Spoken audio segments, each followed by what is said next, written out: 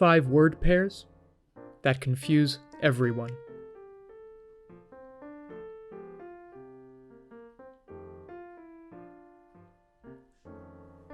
First off, affect and effect. Affect is most commonly used as a verb, meaning influence.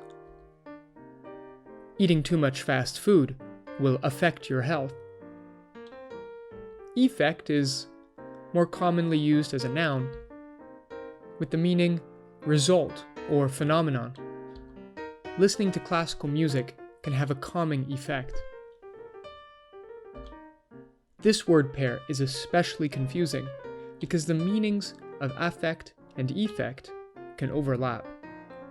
For example, I'm worried that your lazy habits will negatively affect your studies. I'm worried that your lazy habits will have a negative effect on your studies. Think of it this way.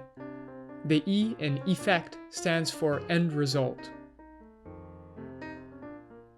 For our second word pair, breathe and breath. Breathe is the verb.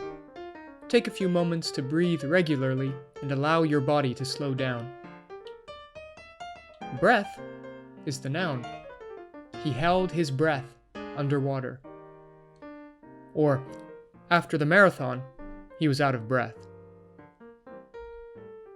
The E at the end of breathe reminds you how it should be pronounced. For our third word pair, advise and advice. Advise is the verb.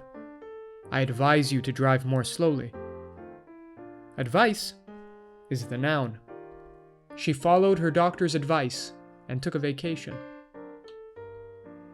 The ice at the end of advice reminds you how it should be pronounced. Number 4. Loose and lose. Loose is the adjective, meaning baggy. These pants are too loose for me. Lose is a verb, to mean fail or no longer have. Try not to lose the game. For our fifth word pair, this one is tricky. Lead and lead. Lead is a noun, meaning graphite. The mechanical pencil requires lead refills. Lead is the verb, meaning to guide. He intended to lead the march. Watch out because lead, spelled LED, is the past tense of lead. He led the march last Saturday.